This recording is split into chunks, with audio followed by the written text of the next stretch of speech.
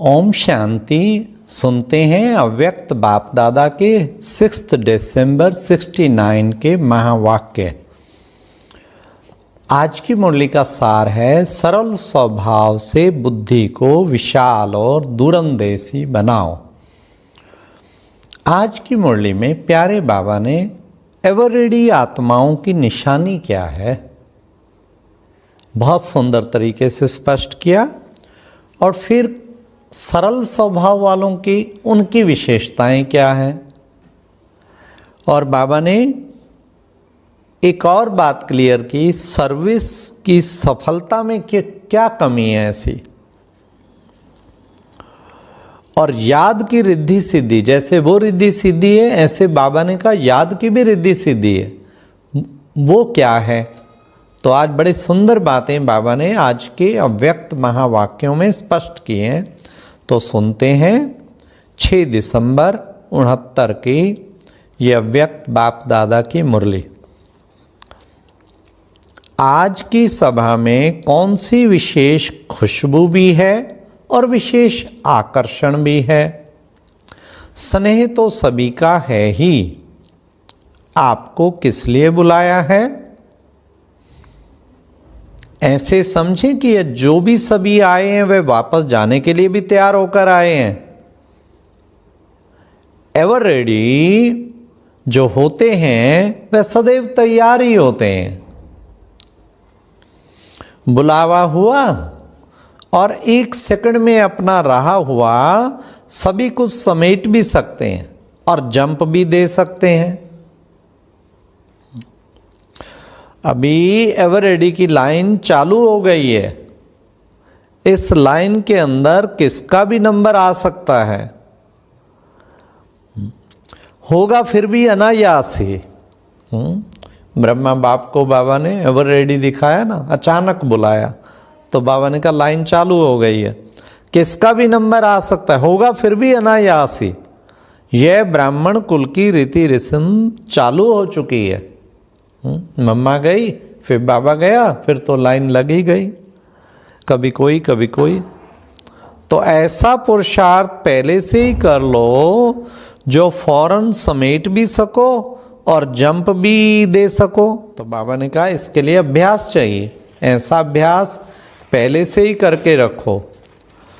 फिर बाबा ने कहा जो समेटने की शक्ति किसमें हो सकती है, जो सरल स्वभाव वाले होंगे उसमें समेटने की शक्ति सहज आ सकती है। जो सरल स्वभाव वाला होगा वह सभी का सहयोगी भी होगा। जो सभी का स्नेही होता है उनको सभी द्वारा सहयोग प्राप्त होता है। और जितना सरल स्वभाव वाले होंगे उतना माया कम सामना करेगी। इजी नेचर, सरल स्वभाव, फिर उसको माया नहीं आती, वेरी इजी नेचर। तो बाबा ने कहा वह सभी को प्रिय लगता है। सरल स्वभाव वाले का व्यर्थ संकल्प कभी नहीं चलता, समय व्यर्थ नहीं जाता। व्यर्थ संकल्प न चलने के कारण उनकी बुद्धि विशाल और दूरंदेशी रहती है। जितनी सरलता होगी उतनी स्वच्छता भी होगी। स्वच्छता सभी को अपनी तरफ आकर्षित करती है। स्वच्छता अर्थात सच्चाई और सफाई। तो अब गोल्ड बने हो, लेकिन गोल्ड को अब अग्नि में गलाओ तो मोल्ड भी हो सके। इस कमी के कारण सर्विस की सफलता में कमी पड़ती है। एक है मोड़ने की शक्ति और दूसरा है ब्रेक लगाने की शक्ति। मोड़ना भी है तो कितने समय में।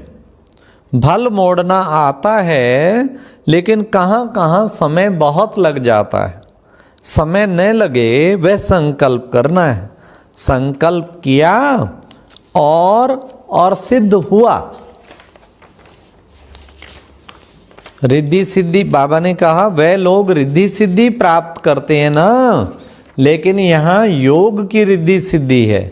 याद की रिद्धि सिद्धि क्या होती है, आज बाबा ने याद की भी रिद्धि सिद्धि बताई है। जो योग में होते हैं ना सिद्ध पुरुष बन जाते हैं अच्छे योगी सिद्ध पुरुष। कितना सुंदर बाबा ने आज स्पष्ट किया राज। याद की रिद्धि सिद्धि क्या होती है वह सीखना है। जो सिद्धि को प्राप्त होते हैं उनके संकल्प, शब्द और हर कर्म सिद्ध होता है। एक संकल्प भी व्यर्थ नहीं उठेगा। संकल्प वे उठेंगे जो सिद्ध होंगे। सर्विसेबल उसको कहा जाता है जिसका एक भी संकल्प बिना सिद्धि के ना जाए, उसको सर्विसेबल कहा जाता है। एक भी संकल्प बिना सिद्धि ना जाए। ऐसा कोई संकल्प ना उठना चाहिए जो सिद्ध होने वाला ना हो। आपके एक एक संकल्प की वैल्यू है, लेकिन जब अपनी वैल्यू को खुद रखेंगे तब अनेक आत्माएं भी आप रत्नों की वैल्यू को परखेंगी। इस भट्ठी से हरेक का चेहरा चैतन्य म्यूजियम बनकर निकले। तो आपके इस चैतन्य म्यूजियम में 3 मुख्य चित्र हैं। जैसे वो म्यूजियम में भी चित्र होते हैं ना, तो बाबा ने कहा तुम्हारे चैतन्य म्यूजियम में भी 3 चित्र हैं। वो कौन से? भ्रिकुटी, नैन और मुख। इन द्वारा ही आपकी स्मृति, वृत्ति, दृष्टि और वाणी का मालूम पड़ता है। भ्रिकुटी, नैन और मुख। फिर बाबा ने कहा जो कुछ सुना है, जो कुछ सुना है उसको गहराई से सोच करके एक एक रंग में समा देना है। म्यूजियम, जो चेतन म्यूजियम की बात बाबा ने कही है ना, उसको कैसे, उसमें म्यूजियम को तैयार कैसे करना है, वैसे ही आप हर एक को अपना म्यूजियम ऐसा तैयार करना है। जो कुछ सुना है उसको गहराई से सोच करके एक एक रंग में समा देना है। जिन्होंने जितनी गहराई से सुना है उतना अपने चलन में प्रत्यक्ष रूप में लाया है। उन संस्कारों को प्रत्यक्ष करने के लिए एक एक बात की गहराई में जाओ और अपने एक एक रंग में वह संस्कार समाओ। कोई भी चीज को किसमें समाना होता है तो क्या करना होता है? एक तो गहराई में जाना होता है और अंदर दबाना होता है, कूटना पड़ता है। कूटना अर्थात हर एक बात को महीन बनाना। तो बाबा ने कहा इस भट्ठी से संस्कारों को प्रत्यक्ष रूप में लाने की प्रतिज्ञा करके निकलना है। तो जितना बाप को प्रत्यक्ष करेंगे उतना खुद को प्रत्यक्ष करेंगे। बाप को प्रत्यक्ष करने से आपकी प्रत्यक्षता बाप के साथ ही है।